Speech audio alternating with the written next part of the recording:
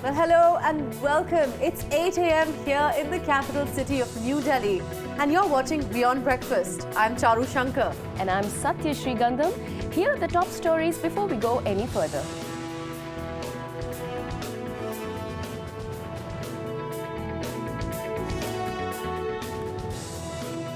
Indian government may soon levy close to 60% income tax on unaccounted deposits in banks post the demonetization move.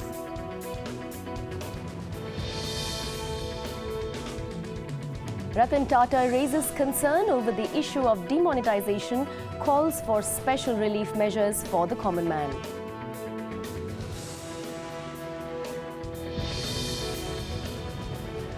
At least 100 killed and scores injured in a suicide bomb blast in the city of Hilla, south of Baghdad in Iraq. Islamic State claims responsibility.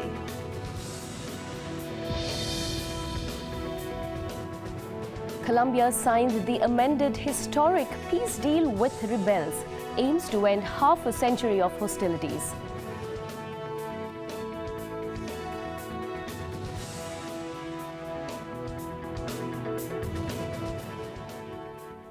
And now taking you across to the Indian state of Bihar, where storytelling is often one of the best tools to fire up a child's imagination, as it is everywhere in the world. However, in one school in Bihar, this method is being used to train children in entrepreneurship. Our correspondent Pratik Suri brings you this report. Take a look. Think back to your childhood. The first lesson that you ever learned was in the form of a story. From the Buddha to ancient sages, storytelling has always been used in India as a powerful tool for imparting knowledge. So is the case today in this school in Bihar's Muzaffarpur, where one man is adapting this ancient technique to impart modern skills. So through Palak, I am using stories to teach these children entrepreneurial skills as well as life skills which they can use for the rest of their lives. So the reason why I used stories was because you could very easily get into the minds of the children, and you could not only, while entertaining them, you could also, teach them very easily. Not only these children are learning these skills, but also they are being directed towards their families as well. So their families could very easily use the help of their children when they have learned these entrepreneurial and life skills, and use those skills to enhance their business or to enhance their life as well. The training has helped children like Shivani learn how to use a computer. It's also enhanced her understanding of business. That is a skill that her family believes will help them grow in the long run. हमारी लड़की जो शिवानी है, जो computer school में पढ़ाया जाता है, कहानियों द्वारा उसे सीख मिलता है, समझाया जाता है अच्छी तरह से, और बिजनेस के भी इसमें बहुत पढ़ाई है, और बिजनेस के हिसाब से इसको हम पढ़ा रहे हैं जो कि आगे इसके भविष्य के लिए अच्छा रहे और इससे हमें भी फ़ायदा हो। जब से नमन भैया आए हैं तब से कहानी द्वारा, कंप्यूटर द्वारा सीखने को मिला है और बहुत अच्छा लगा है।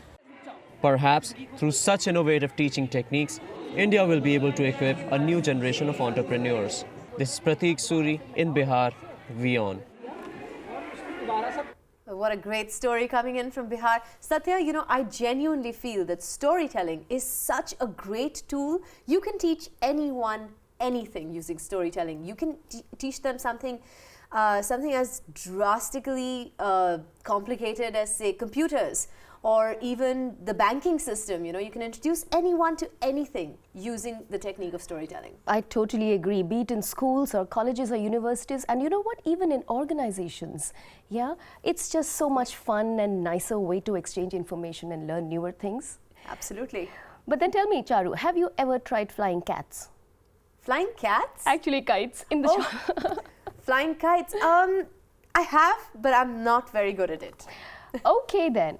So our next story is from Malaysia, where someone called Shafi Juzo is achieving new heights with his kite making skills. He loves traditional Malaysian kites so much that he can't get good night's rest unless he's been working on them all day long. Here's a report.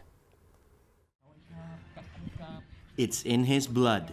Shafi Juso is trying to safeguard the future of the centuries-old art of Malaysian kite flying. Back in his studio, Shafi, one of the few remaining kite makers, has been doing this for more than 50 years.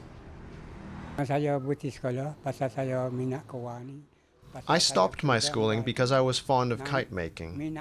When I see a kite fly high in the air, my heart is even happier. It can take up to 3 months to make the more elaborate designs.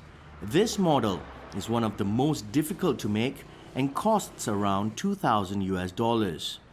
Many shapes are inspired by animals, but the Wow Bulan or moon kite, with its tip resembling a crescent, is the most popular and is also a national symbol. Some tourists buy the kites as decorations. We are still happy if people do not buy. It is okay. I am happy if they come and just see. Several kite festivals take place in Malaysia, but some fear the art form will fade away. It takes many, many years to learn the craft and to master the craft. And the situation in Kelantan now, as elsewhere in Malaysia, is that there are very few craftsmen who still have this traditional knowledge and are passing down this traditional knowledge to the next generation. But Shafi, for one, hopes to keep these kites flying high for years to come.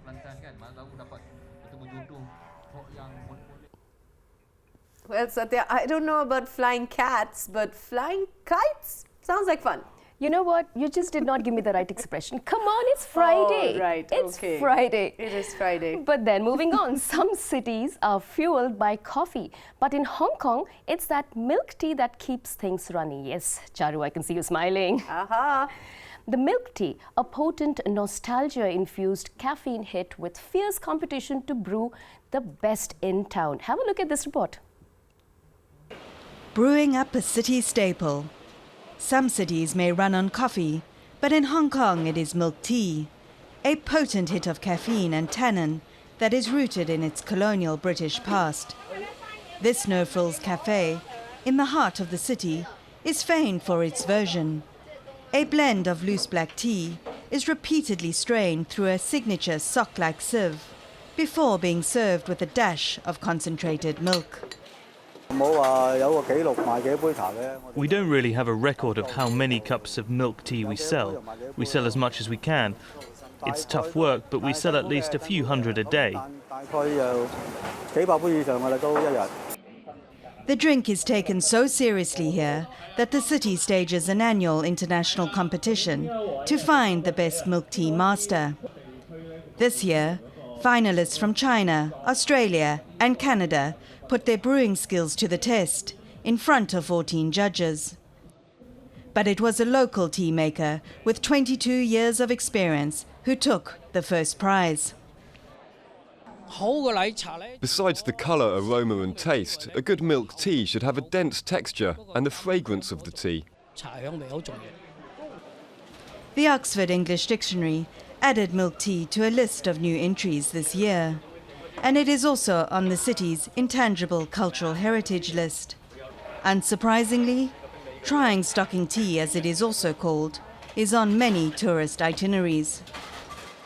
You can't really get it in anywhere in the Western countries because it's a mixture of milk and tea, and it's not very, it's very smooth, it's not very thick, so I mean it's something sweet, so it's something very special over here, yeah. Hong Kongers gulp down some 2.5 million cups every day, according to the local Coffee and Tea Association, revving up the city's engine, one brew at a time.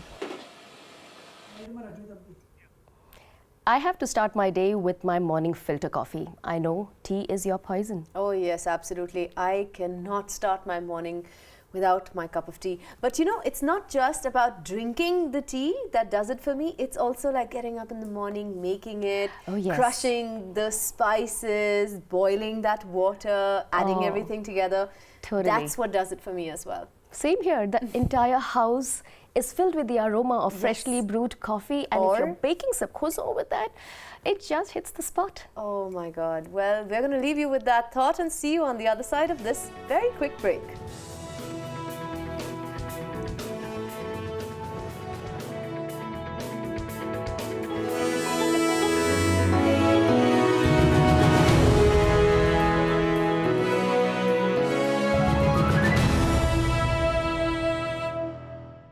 Welcome back. You're with us on WION Breakfast. Charu, Thanksgiving is in the air. I don't have a turkey, but thank you for being there. Oh, thank you, Satya. No, really, Thanksgiving is in the air. And back in the US, President Barack Obama pardoned his last Thanksgiving turkey. This is an annual tradition that sees the US leader spare the two birds. Have a look at this report for more.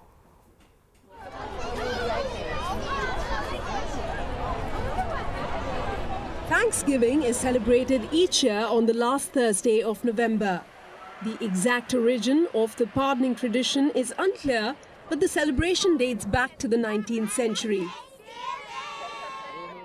John F. Kennedy was the first US president to formally spare a turkey in November 1963. Congratulations. This year, the two turkeys spared were Tatter and Tot. Both weighed 18 kilograms each. The birds will spend the rest of their lives in Virginia Tech's Glover Rest. It is my great privilege, well, it's my privilege, actually, let's just say it's my job, to grant them clemency this afternoon. As I do, I want to take a moment to recognize the brave turkeys who weren't so lucky, who didn't get to ride the gravy train to freedom. This year, Obama's teenage daughters, Sasha and Malia, skipped the ceremony. Obama was accompanied by his nephews, Austin and Aaron Robinson. Congratulations. On this Thanksgiving, I want to express my sincere gratitude to the American people for the trust that you've placed in me over these last 8 years and the incredible kindness that you've shown my family. On behalf of Michelle and my mother-in-law and our girls, we want to thank you so very, very much. With Thanksgiving has begun the holiday spirit at the White House. Bureau Report, WION. What a lovely story. I did not know about this tradition. Neither did I, but then it's just nice to say thank you to so many people. I just love this time of Thanksgiving. I do too. Now, as the biggest travel season kicks off in the US for the Thanksgiving holiday, airports are prepping up to make sure lines are smooth and efficient. Some of our airports are offering free parking, while others are bringing in companion dogs to calm weary travelers. Here's the story. Nearly 3 million passengers are expected to fly in the United States over the next week. That's more than 500,000 from last year. It'll be one of the busiest travel weeks, according to Airlines for America. Airports in Chicago and Memphis are adding therapy dogs to wander the terminals with their owners. This to calm down passengers who aren't fans of the friendly skies or long lines. The Dallas airport is even offering 7 days of free parking to the first 1,000 customers starting Wednesday. New York's JFK, LaGuardia, and Newark airports are offering discounted parking rates as well. But airports won't be the only places that'll be packed. Around 50 million will hit the roads and travel 50 miles away from home, according to AAA. That's probably because of an improving economy and lower gas prices. But some parts of the country, like Los Angeles, is already seeing major gridlocks as people head home. Amtrak added extra trains to handle rail passengers along the busier routes. This includes the East Coast, Southern California, and the Pacific Northwest. But despite the volume of travelers during Thanksgiving, weather could play an even bigger role, with a wintry mix expected in the upper Mississippi, Great Lakes, and the Northeast. Archit Seshadri, WION. There's something very reassuring about dogs at the airports, huh? Yeah, absolutely. Something, I mean, that is one thing that will really de-stress any tired traveller. Can't agree more. Well, Iranian investors are pouring money into Kish Island in the Gulf, hoping its white sand beaches, coral reefs and more relaxed Islamic rules could make it a major tourist destination. Take a look. The pristine beaches of Kish Island off the coast of Iran. They attract some 1.8 million visitors per year, mostly residents of Tehran hoping to escape their congested capital. Kish is located only 200 kilometers from Dubai, and it's the booming Gulf city-state's tens of thousands of wealthy expats that investors are now hoping to attract. If you have expat families who live in Dubai but they're tired, tired of the hassles of daily life in Dubai, of too much media, advertisement, commercialism, Kish could ideally, if certain conditions are met, could ideally position itself as the weekend getaway. The buildings in Kish are modern, the hotels comfortable, and new shopping centers are sprouting up everywhere. Here, Islamic rules are not as strictly enforced as they are in the rest of the country, with men allowed to wear shorts and the morality police seldom seen. But they're still in place. There are no bars, clubs, or alcohol, and men and women must use separate beaches. Still, this hasn't deterred investors. You could have enough environmental attractions such as scuba diving, boat excursions to the smaller island of Kish. Kish is just it's not just Kish Island, there's a couple other smaller islands. These things, they don't require that much conflict with your social mores. Iran is in the midst of a tourism boom thanks to efforts by the current moderate government to rebuild ties with the West. Visitor numbers have leapt from 2.2 million a year in 2009 to 5.2 million in 2015. Another of the island's targets, Muslim holidaymakers.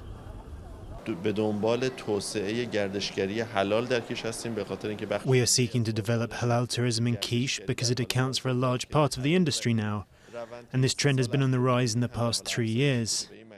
This means the world is paying more attention to halal tourism, and it's being developed as a strategy in this country. Kish was the first and most significant of 7 free trade zones set up during the 1990s.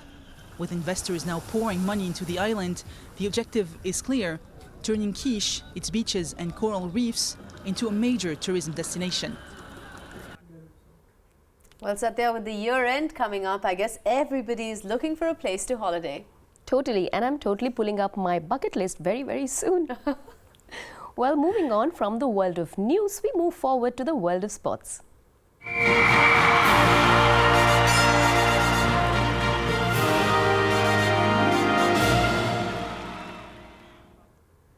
And over to Africa first, where the Maasai cricket warriors have exchanged their spears for cricket bats and are using the sport as a vehicle to empower women and promote anti-poaching efforts. Now they want to take their message to the birthplace of cricket, the hallowed grounds of Lords. Here's a report. A Maasai warrior waits on a dusty plain, muscles tensed and ready for battle, against the ambassadors of cricket, who have come to Kenya from India for today's game. Though they've put down their spears for cricket bats, for these young men, it's about more than just the game. Cricket has given them status here, and they're using that to support women's rights in their male-dominated community, and bring attention to practices like early marriage and female genital mutilation. Although FGM is prohibited in Kenya, it remains a common practice among the Maasai. To empower women, the warriors employ acting and music, staging educational plays after their games, and visiting schools and local communities to talk about the destructive nature of this mutilation. We want to show people that we are just trying to battle out, some of the, retrogressive issues in our culture. But the good part of the culture, it's there all the time. So we play in our traditional, and so many people, they love watching, because it's a very unique game, and it is the only Maasai cricket team in the world. Women's rights is not the only cause the warriors fight for. Animal poaching is still widespread in Kenya, and the team dedicated today's game towards raising awareness about conservation. South African cricket devotee Alia Bauer introduced the game to the local community in 2007 while doing environmental research in the area, and she's carried that message into her coaching. In Laikipia, we do have these amazing wild animals, and we're still very lucky to have them because they've already been extinct and wiped out in other parts of Africa. So from that aspect, I'm really passionate to try and utilize the game itself to make a difference. The Warriors are determined to spread their message beyond Kenya's borders. Last year they traveled to South Africa to take part in the Last Man Stands World Championship. Now they're raising funds to take them to England and the hallowed fields of Lords. Lords is the sort of the birthplace of cricket, and it's the spiritual home of cricket. And I guess that the traditional members of the MCC will find it all a little bit bizarre, but I think it's just the most amazing experience. And I think for these guys, if they can get there, and let's hope they can raise sufficient funds to do it. If the team's efforts succeed, the Warriors will have done more than just spice things up on the manicured lawns of Lords. They'll be returning home stars, better able than ever to help their community adapt to evolving values, while keeping their tradition strong. How wonderful. Charu, if I were to ask you if there's anything which is very dear to you and you would want to exchange that for something else, what would that be? You mean like the Maasai warriors exchange their spears for cricket bats? There you go.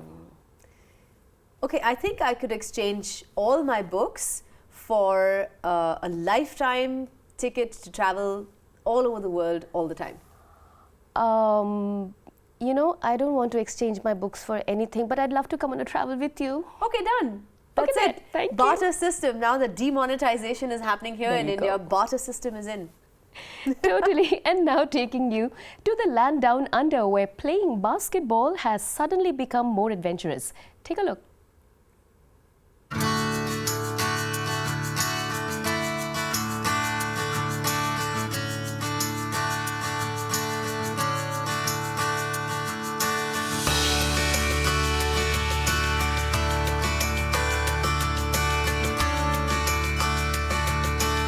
All right, about 10 seconds away.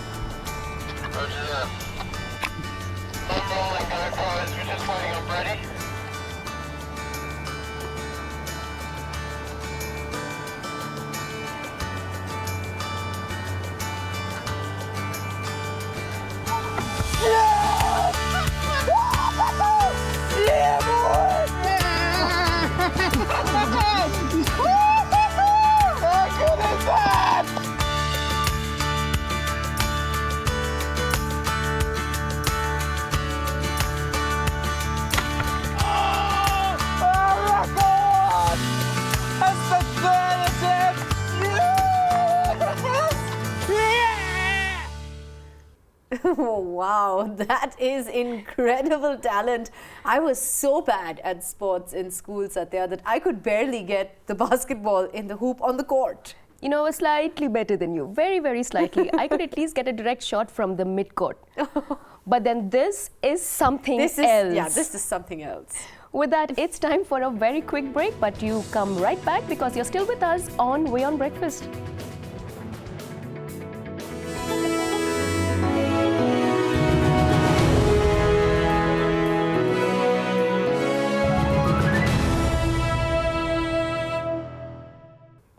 Welcome back. You're with us on WION Breakfast, and now it's time to pick up the papers and see what's happening between the lines.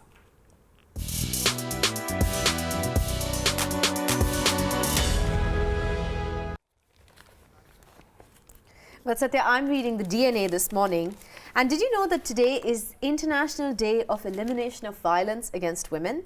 That sounds very good. Yeah, it's pretty historic, and you know, we had a lovely story earlier on in the show about Maasai warriors who are playing cricket to empower women, and now this is some very, very heartening news coming in from Afghanistan.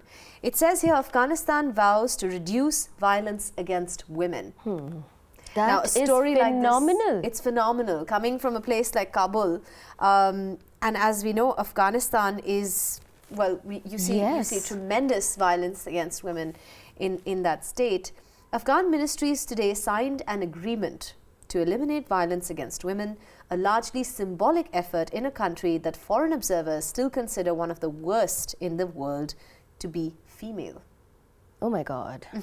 Oh my God. So the Afghan Attorney General said, "We are seeking ways to cooperate for an effective and lawful fight against the existence of violence against women in the country." The Attorney General Farid Hamidi said this at the signing ceremony. He also said that the Afghan government was determined to fight against corruption and combat violence against women in the country. And this campaign, of course, was launched on the eve of International Day of Elimination of Violence Against Women. And I think it's a tremendous step in the right direction for a country like Afghanistan. To even, first of all, to recognize that this is a problem. I think that in itself is a huge, huge achievement. Here they're recognizing that there is a problem and coming together and pledging to fight against it. So, yeah, it's great step in the right Charu. direction. For Afghanistan, yes, it's a huge step. It's a very, very big step. But you know, one thing does strike me at this point.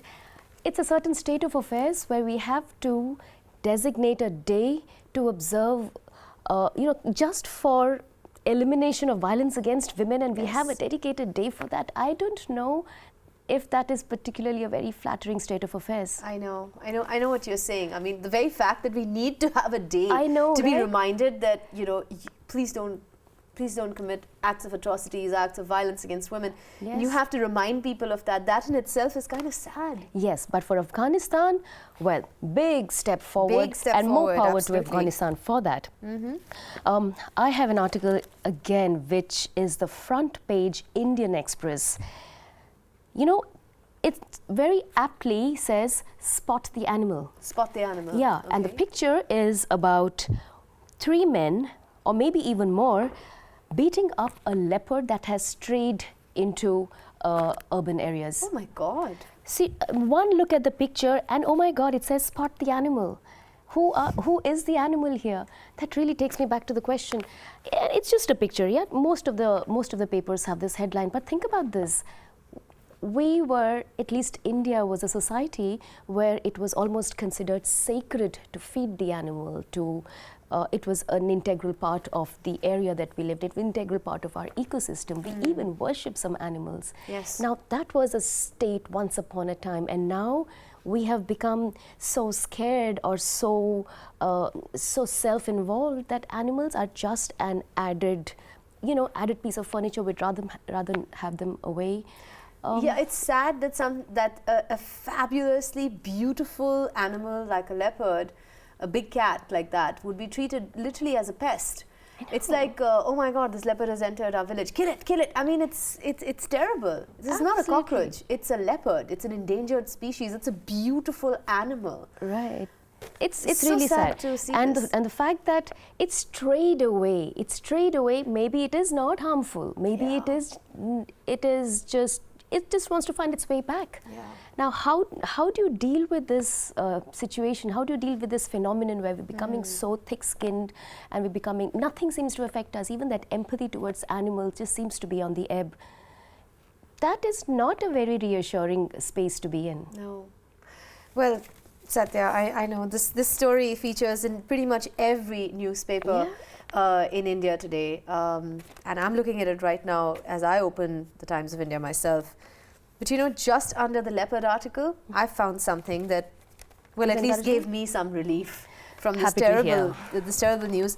It says here, there's the headlines of this article read, "The Great Hunt but with the Camera," and this is an article about the 6th Delhi bird race, which was held on November 19th. Oh wow, that is heartening to hear. Oh, and I have some more heartening news yet. They have spotted 253 species of birds in Delhi.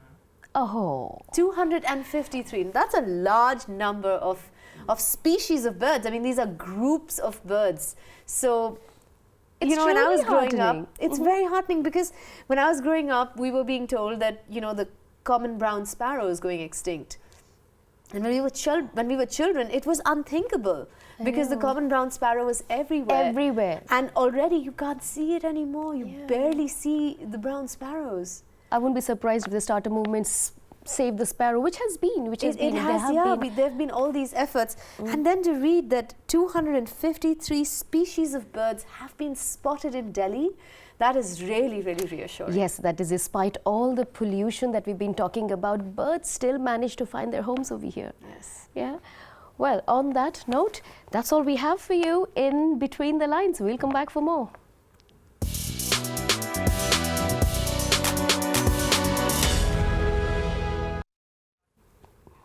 As promised, we will come back for more, and we have Christopher Daruwala is coming up with more news, and he reads a little more between the lines and he deconstructs news for us. Christopher Daruwala coming up next. Hello, it's time to deconstruct. Yes, it's winter. Yes, it's cold. Yes, it's polluted. Yes, it's that time of the year when pollution reaches levels far worse than diarrhea. Pollution is like the visiting circus that comes once a year, makes us curse and swear under our breath, and then gets blown away by the spring. And Indians know how to take pollution to another level altogether. The other night in an Indian market, I heard two ladies talking over dinner. Savita, did you notice how stuffy it was today? My throat, it feels so stuffed. I must tell Ravi we have to go to Dubai for at least a month to get over this. To which her friend replied, Are Rita, what are you talking about? My uncle's daughter had this cough and in the middle of the night, she couldn't breathe. Poor thing. And the driver was on leave. And uncle, he had a corn on his foot, so he could not drive. Luckily, he called up Devinder, who knew someone, and they got those new imported ambulances to take her to the hospital. Thank God. Now they're taking her to America for treatment. But you know, they can afford it. And the new product line to beat pollution is crazy. This product beats air purifiers hands down.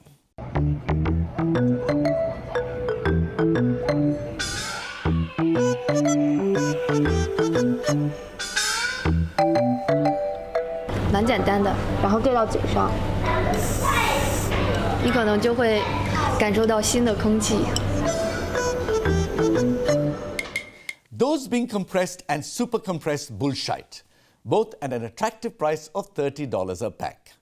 Hell man, for that much I'll give them all the shite they want and throw in some laughter therapy for free. This is a look into the not so distant future. So what are you inhaling? Chinese? No, a Canadian. Oh, with a pipe or without? Without. Yes, in India people know how to make something out of nothing. Pollution has now become the part of every Indian psyche. Even the excuses for coming late to work have become inventive. Instead of the usual, I forgot it was a Monday, I got stuck on the toilet seat, etc., etc., what I heard last week was the best. I opened the window this morning and it was all foggy and white. So I got confused and went back to bed. Yes. Weird Indian logic. And it does not stop there. There was a pollution spike a few days ago, and out of nowhere, these humongous lines suddenly appeared outside shops selling masks. People were losing their temper, waiting to buy masks. And in the middle of this, there was this smart ass arguing with the shopkeeper. I don't bloody care if the medium mask fits me. I want the large one, okay? It's more value for money. Come on, yaar. And further down the line, there were two schoolboys having a fight. You're such a loser. I'm going to get the Batman mask, huh? Spider-Man is for loser kids. Maybe I should get a smart-ass mask. It might help me. But things are looking up. India adopted the odd-even scheme this year. Odd that even the Indians didn't object. Here's the Chief Minister of Delhi in a very candid interview. Actually जब मेरे पास invitation आया था तो मुझे बड़ी घबराहट हो रही थी. उन्होंने बताया कि पूरे दुनिया भर से बहुत बड़े-बड़े एक्सपर्ट्स आ रहे हैं.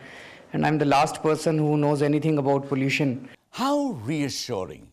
And this was a well thought out plan. हम लोगों ने रिसर्च की इधर-उधर नेट के ऊपर मैंने सारी स्टडीज की और मुझे पता चला कि जहाँ-जहाँ ऑड इवन दुनिया भर में किया गया था, इंप्लीमेंट किया गया था, मोस्टली जगह वो काफी अनपॉपुलर हुआ था. He went on the what? The net to find out stuff? It's like a heart surgeon who before a surgery tells his patient, don't worry, you're in good hands. I looked up how to do this operation on the net. And what did the Chief Minister find? He found out that this scheme was not very popular. Wow, this man is smarter than Google. Even a 2-year-old would have told him to stuff it if he told her to walk to school every alternate day. My take on the 15-day odd-even scheme, It's like telling an alcoholic that he can drink every second day. In the crazy world of pollution, even the Russians are now getting into the act, trying to sell some giant snowball therapy. Giant snowballs have started appearing on Russian beaches. And when I mean giant, I mean really huge, giant, humongous white balls.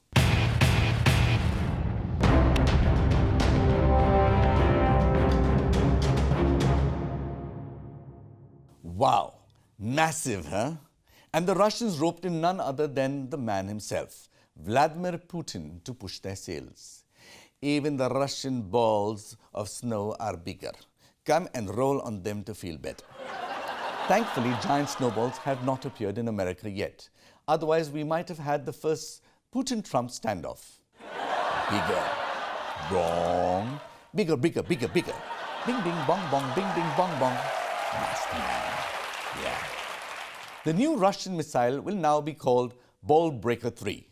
And lastly, here's some internet humor.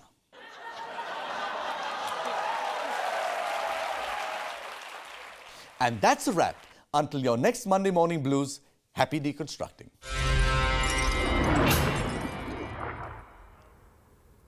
Well, that was Christopher with the world deconstructed, and before that you heard Satya and me talk about leopards, women and other endangered species. But I hope that you would remember that all views expressed are personal and are not meant to cause any harm to anyone. Absolutely not. And then you know what? It's Friday. On that note, let's take a very short break and come right back because we're still with us on WION Breakfast.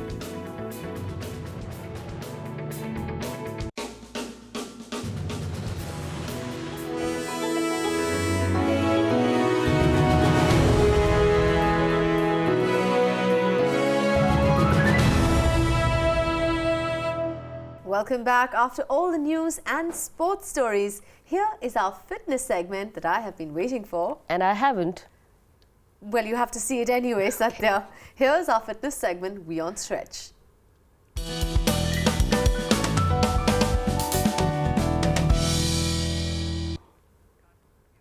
Well, taking yours and Charu's day forward, we bring you a fitness session where Vesna Jacob will be showcasing her mantra that will keep you fit in a few quick steps. Take a look. Today we are focusing on back extensions as they're very important to maintain the healthy mobility of your spine and joint. We are going to start with a little stabilization of the core area. So we will go into the high plank or a push-up position. Hold it here, squeeze the bottom together, and we will move back and forth into a timber exercise. The entire body has to remain in the straight line. Now to challenge a little bit, we will lift the right foot up and move the leg up and down 3 times. 2, 3, change the feet, left foot up, 1, exhale, 2, 3, and we're going to finish with the both feet down and timber 3 times again. So from here, we're going to go down, ease ourselves into a cobra position, point the toes, and here we're going into the swan. Either we will just going to let go or we will modify it as Shivani will. So inhale, and as you exhale, let go into the swan dive. 2 and 3 and relax. Go on your forearms, push yourself away and extend the spine, squeeze the bottom together, lift the both legs off the ground, and we are doing a single leg kicks. Kick, point, exhale, flex toes and change, point and flex, change, point, flex, last time, right foot and left foot and relax. And the last exercise is double leg kicks. Turn the head, bend the knees and move 3 times. 1, 2, 3, up, inhale, change, 2, 3, up, change, 2, 3, up, side, 2, 3, up, and relax.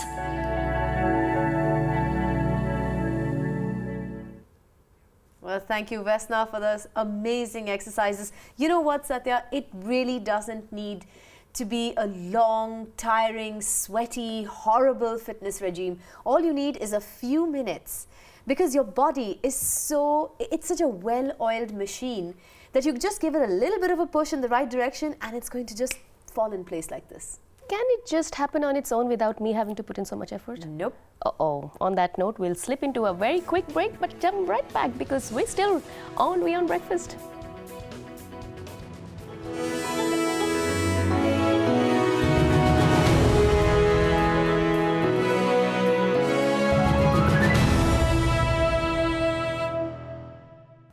Welcome back. In this segment of our show, we will be talking about fashion, music, dance, social media, and basically everything that lights up your day.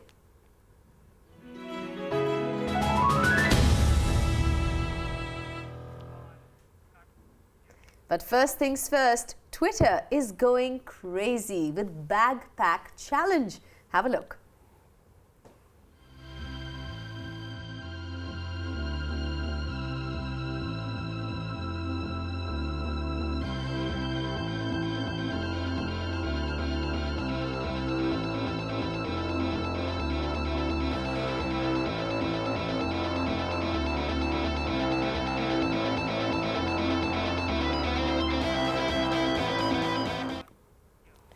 Malaysian star Michelle Yeoh played coy about her reported casting in the upcoming television show Star Trek Discovery on Wednesday. Star Trek Discovery consulting producer Nicholas Meyer had earlier announced that Yeoh is on board for the series. Michelle Yeoh is one of Asia's biggest film stars and is best known for Ang Lee's film Crouching Tiger, Hidden Dragon.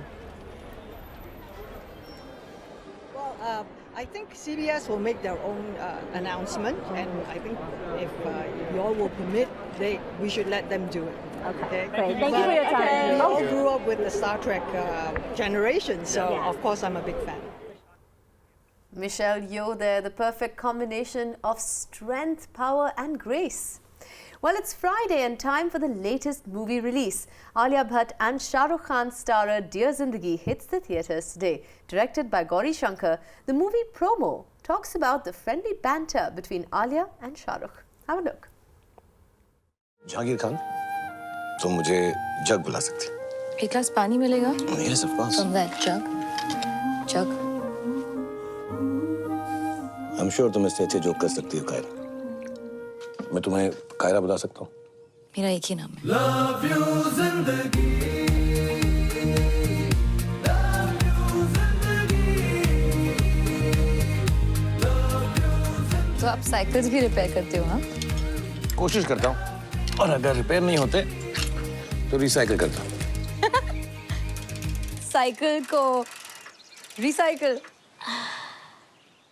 Kaira, you have to crack better jokes, please. Cycle ko recycle indeed.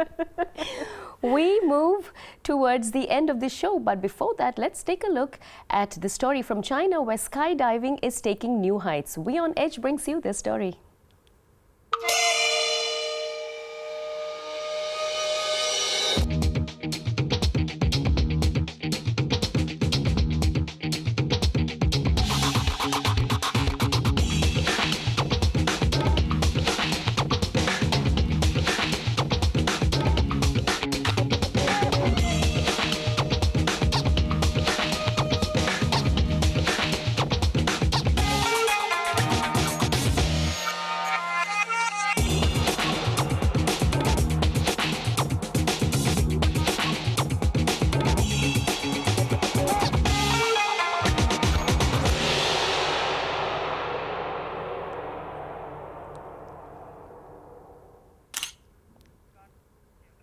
And with that daring leap, we come to an end for this morning. Connect with us with Twitter. Tweet to us at WION Breakfast. For now, I'm Charu Shankar. I'm Satya Srigandham and you are watching WION Breakfast. We will catch you again on Monday, 8 o'clock in the morning.